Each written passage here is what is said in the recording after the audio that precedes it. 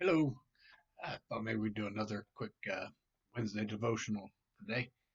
Um, in 1970, a fellow named Hal Lindsey wrote a book called The Late Great Planet Earth. In it, he predicted that the world would end, the apocalypse would come, the rapture would happen, all in 1988. He sold 28 million copies and put an expiration date on his own success. So by 1989, he looked kind of silly. 1997, uh, there was a group that believed that the Hale-Bopp comet coming by was going to be the mothership home. They were called the Heaven's Gate, and they believed that a ticket to ride was purchased by castration and suicide, and that's how that passed by.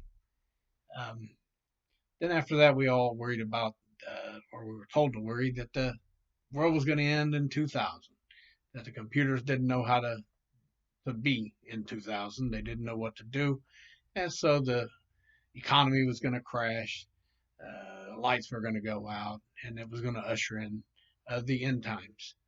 Uh, young prophet run by the name of Prince said 2000 party over, oops, out of time, and he was wrong.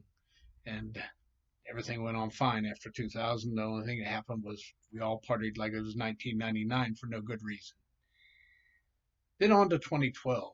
The Mayan calendar said that on December 21st, 2012, uh, it was over. The end times were coming. And we were all going to die, apparently. And you could run up your credit cards and incidentally party again like it was 1999 because that was it. I suspect a lot of people got up on December 22nd, realizing they needed to put up their Christmas trees and do some shopping because nothing happened. Um, these things happen fairly regularly. We get somebody telling us the world's going to end. I've missed a bunch of them in there, I'm sure. Jesus said, "Take heed that no one deceive you, for many will come in my name, saying, I am he, and will deceive many." This is in Mark chapter 13, which is where we find the signs of the times uh, verses. And Jesus said we'd be deceived, and we are over and over again. Many are. But he also said that of that day and hour no one knows, not even the angels in heaven, not the Son, but only the Father. Take heed and watch and pray, for you do not know when the time is. This whole chapter goes through a whole lot of prophecy that I'll never understand. I'm bad at prophecy, but I do know this.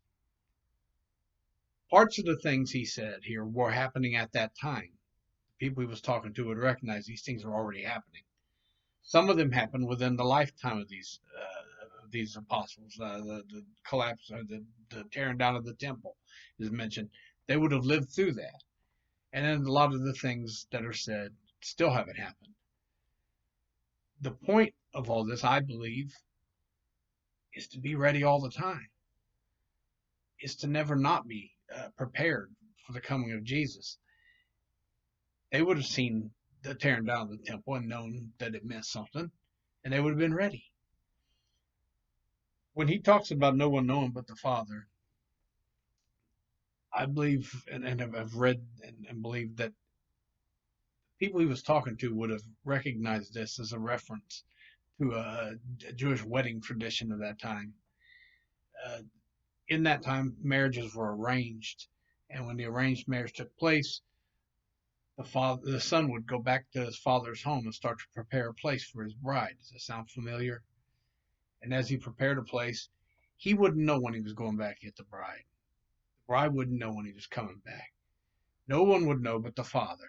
The father would decide when the preparations were complete, and the father would then send him back to retrieve his bride. These apostles would have probably related that. They would have gotten what he said, only the Father knows.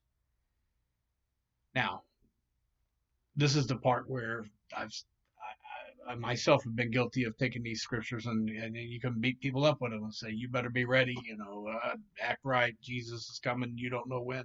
And that's fine and dandy.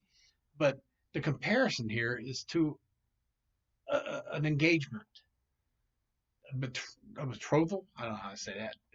So, have you ever met an engaged woman? Does she live in constant fear that the groom is going to come and catch her up to no good? I haven't met any like that. The ones I've met, they won't shut up about the groom. They want to talk and talk about the groom. They're excited for their future. I think that's what Jesus is getting at here. We don't know when he's coming back, but be excited about the prospect. Now, are we in it now? We're in the midst of some pandemic, and is this latest pestilence the end times?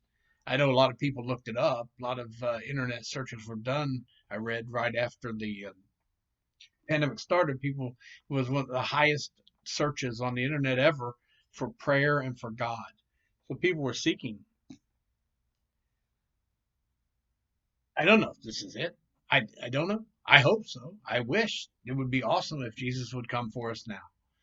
I'd have no problem with that. That would be great. How would you feel? Are you prepared? Are you a part of the bride?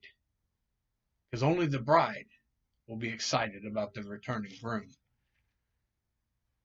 And if you're not, you need to find out how to be that. You need to seek the Lord and become part of the bride. Trust in Him. And then get excited. You don't have to live in fear. When He comes to take His bride. And that's a good thing. God bless you all. Thanks for your time.